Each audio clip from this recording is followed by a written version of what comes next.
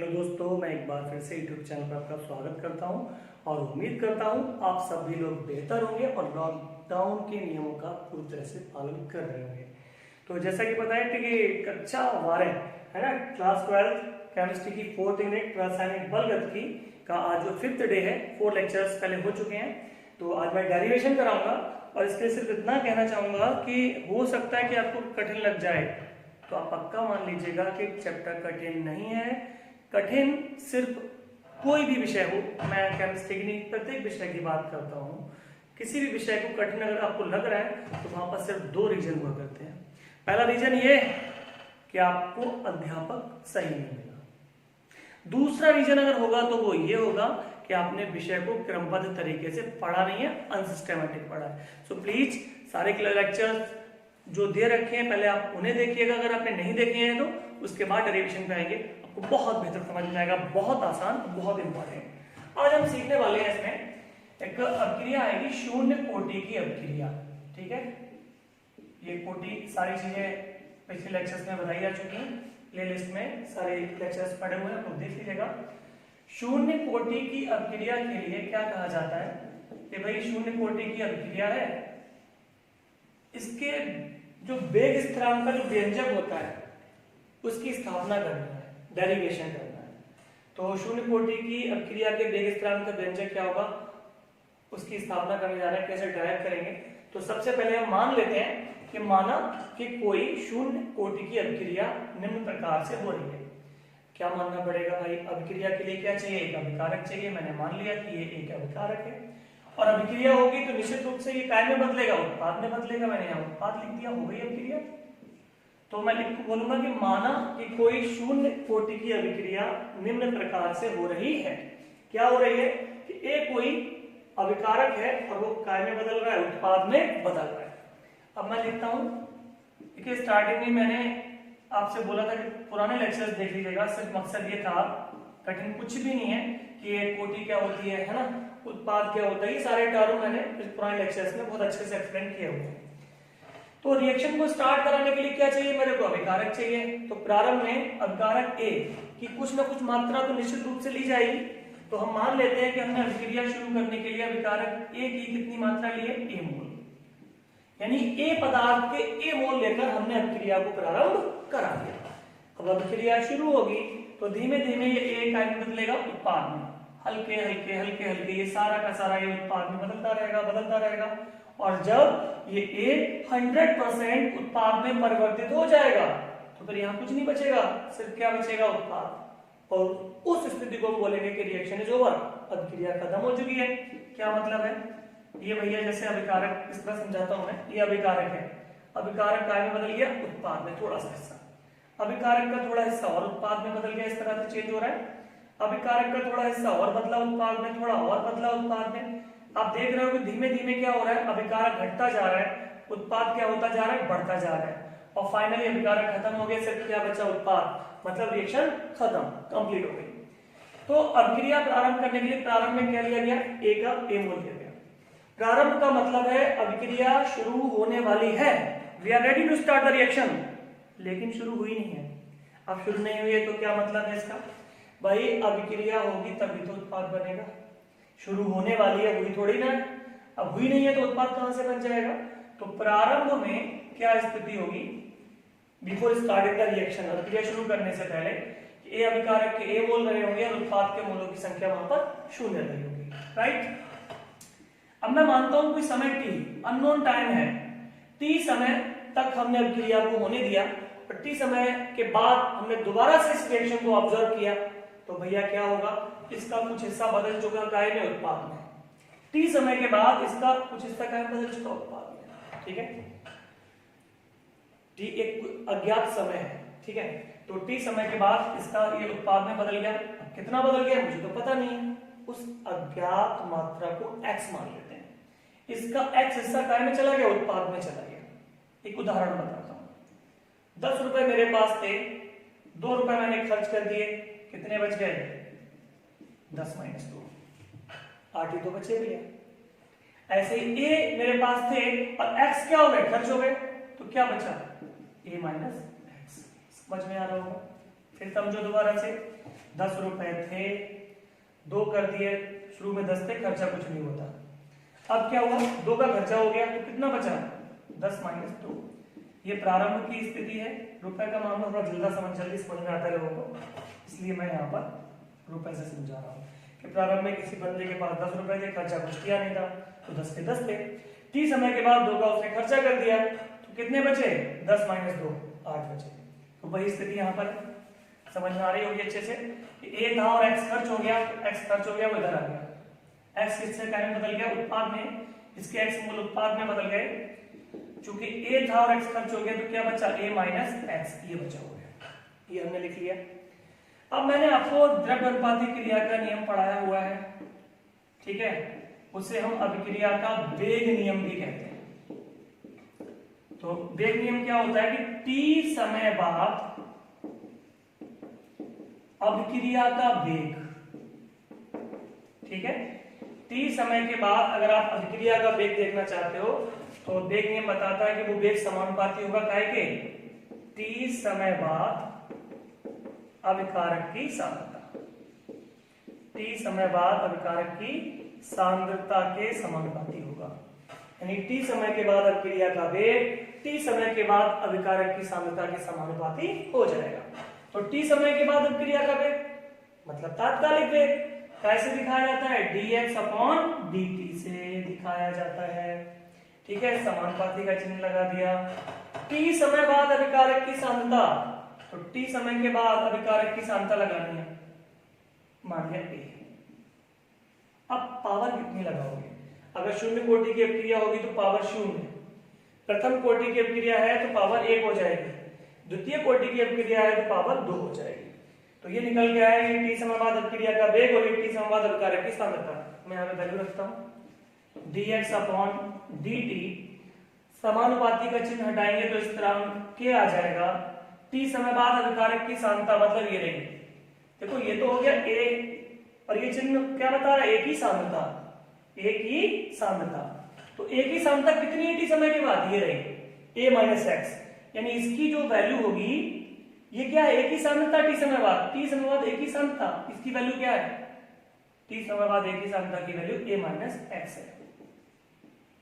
और पावर कितना है, 0।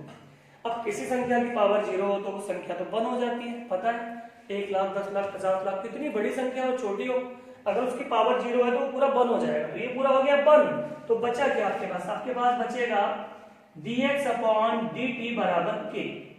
आप इसमें चाहे तो कैंची गुणा कर लेंगे और कैंची गुणा करेंगे तो क्या आ जाएगा, देखिए कैंची गुणा करेंगे dt की गुणा k से होगी और इधर dx गुणा हो जाएगी, तो dx बराबर k इंटू dt, कैंची गुणा करने पर dx बराबर k इंटू dt आ जाएगा।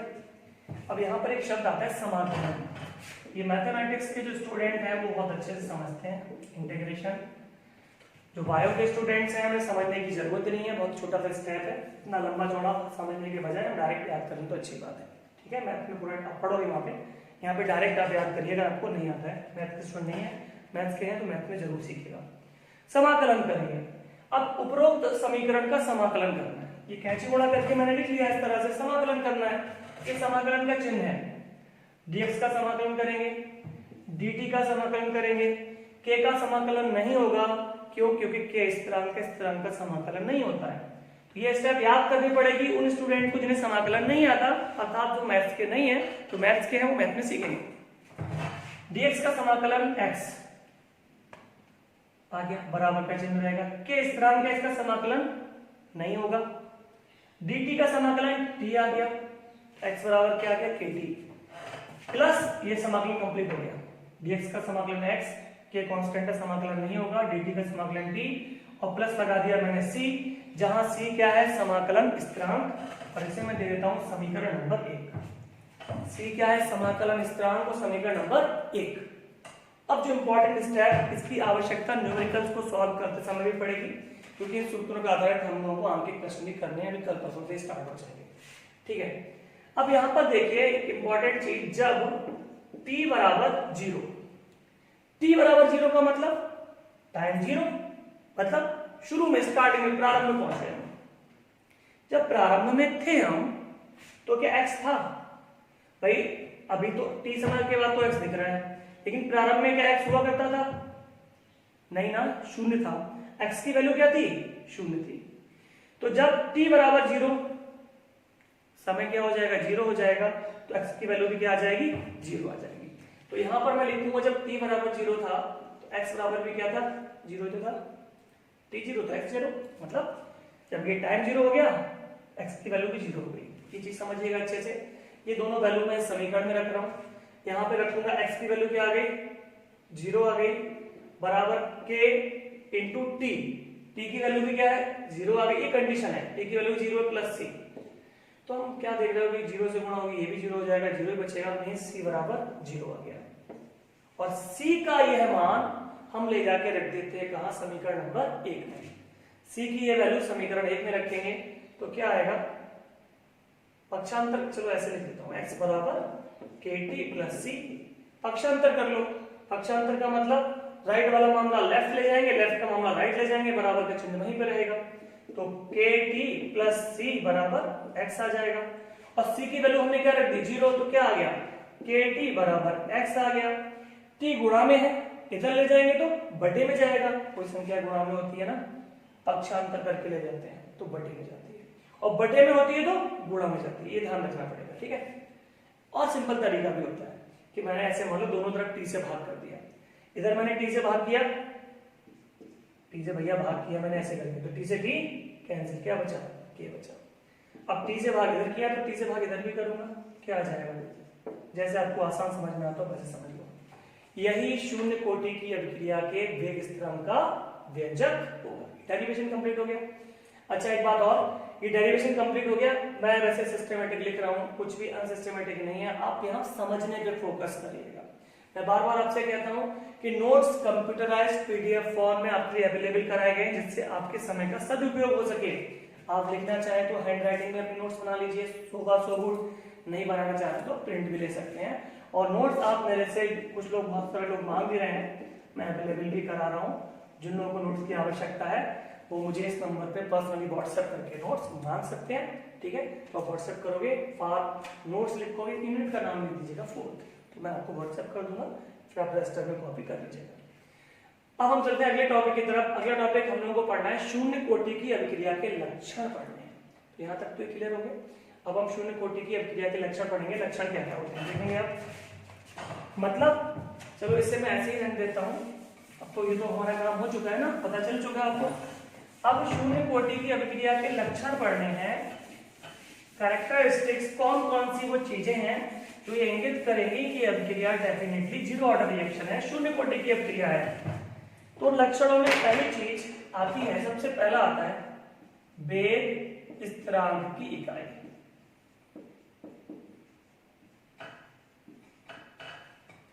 वेग स्थिरांक की इकाई में बाद में पढ़ाता हूं, पहले यहां पढ़ाता हूं मैं टी हाफ व ए में संबंध। देखिए पहले समझिए टी हाफ क्या है। टी हाफ का मतलब है अर्ध आयु काल, यानी वह समय जितने समय में अभिक्रिया आधी कंप्लीट हो जाती है, जितने समय में अभिकारक का आधा हिस्सा उत्पाद में बदल जाएगा वो समय कहलाएगा अर्ध आयु काल। और काय से दिखाया जाएगा? टी हाफ से दिखाया जाएगा। ए क्या है? ए अभिकारक की प्रारंभिक सांद्रता, जो अभिकारक की प्रारंभिक मात्रा है। तो अभिकारक की प्रारंभिक मात्रा में और अर्ध आयु काल के अंदर एक निश्चित संबंध होता है। मतलब शून्य कोटि की अभिक्रिया है तो यह संबंध अलग प्रकार का होगा, प्रथम कोटि की अभिक्रिया है तो यह संबंध अलग प्रकार का होगा, और तृतीय कोटि की अभिक्रिया है तो अलग प्रकार का होगा। इस संबंध मात्र को देखकर ही हम कह सकते हैं, बता सकते हैं कि यह अभिक्रिया शून्य कोटि की है या प्रथम कोटि की है या द्वितीय कोटि की है। तो वो संबंध क्या है हम देखने जा रहे हैं। अभी अभी हमने पता किया था कि शून्य कोटि की अभिक्रिया के वेग स्थिरांक का व्यंजक क्या निकल के आया था? k बराबर x अपॉन टी। अब यहां पर मैं कंडीशन रखता हूं, t बराबर ले लेता हूं क्या? टी हाफ, यानी कितना समय ले लिया मैंने? अर्ध आयु काल के बराबर। अब अर्ध आयु काल का समय ले लिया है मैंने, इसका मतलब आधी अभिक्रिया हो गई। अब देखो शुरू में क्या था? ये 1, यहां क्या था? 0। अब आधी अभिक्रिया हो जाएगी तो 0 नहीं रहेगा, इसका आधा हिस्सा, मतलब ए का आधा हिस्सा क्या होता है, a/2, है ना। जब अभिक्रिया आधी हो जाएगी तो इसका आधा हिस्सा यानी a/2 कहां पहुंच जाएगा, उत्पाद की जगह पे। फिर समझिए, जब ये समय t की जगह क्या हो जाएगा, t½ हो जाएगा, आधा समय बीत गया, तो अब खर्चा कितना हुआ इसका, आधा ये खर्च हो गया, और आधा ये खर्च हो गया तो कितना बन गया, आधा बन गया। समझ लो, जब t था मात्रा ज्ञात थी ना, अज्ञात मात्रा मैंने क्या मानी थी, x, और x अब मुझे पता है कि आधा टाइम व्यतीत हुआ है, आधा टाइम व्यतीत हुआ है मतलब आधी रिएक्शन हुई है, आधी रिएक्शन हुई है मतलब इसका आधा, a का आधा कितना, a/2 काय में बदल गया, उत्पाद में। कितना खर्चा हुआ, a/2 का, उत्पाद में कितना बदला, a/2, तो मैं यहां पर माइनस करूंगा क्या, a/2, पहले x माइनस किया था, कितना, a/2, पहले खर्चा x था, अब खर्चा कितना, a/2, पहले x बना था, अब कितना बना, a/2। तो जब t की जगह पे t½ आ गया तो यहां पर क्या x रहेगा, नहीं ना, x की जगह पे क्या आ जाएगा, a/2। एक बार प्रैक्टिस आप लोग रफ कॉपी पर भी करके देखिएगा, इसे खुद से सवाल जब हम करते हैं तो सबसे बेहतर आंसर मिलते हैं, ठीक है। तो इसे खुद से भी आप प्रैक्टिस करेंगे कि ऐसा क्यों। तो जब t की जगह पे मैंने t½ ले आया उसी रिएक्शन में, तो वहां पर x की जगह पे क्या आ गया, a/2। Put this both values in this, इस व्यंजक में रखने जा रहे हैं दोनों वैल्यू को, तो k तो ऐसे ही रहेगा, x के स्थान पे a/2 आ चुका है और t की जगह पे t½ आ चुका है। अब मुझे रिलेशन चाहिए a में और t½ में, कैंची गुणा कर लेते हैं, या कैंची गुणा भी कर सकते हो, ऐसे भी कर सकते हो कि हम क्या करेंगे, जो बटे में है कहां ले आए, इसे ऊपर ले आए, जो बटे में है वो गुणा में आ जाएगा, जो गुणा में है वो बटे में पहुंच जाएगा, जैसे आसान है, कैंची गुणा कर लो इसको हटाओ। तो अब क्या निकल के आ रहा है, k × 2t½ k × 2t½ बराबर a के आ रहा है। अब मैं t½ को यहां छोड़ दूंगा, इन दोनों को इधर ले जाऊंगा, तो जो गुणा में है कहां पहुंचेंगे, बटे में, a/2k। अब रिलेशन मुझे चाहिए t½ में और काय में, a में। भैया t½ ऊपर होता है अंश और नीचे होता है हर, ये अंश है और ये हर है। इधर t½ कहां आ रहा है, अंश में, और a काय में आ रहा है, अंश में। अगर कोई दो राशियां जो दोनों और अंश में है, इसका मतलब वो दोनों समानुपाती है, t½ और a समानुपाती है, क्यों, क्योंकि ये भी अंश में और ये भी अंश में है।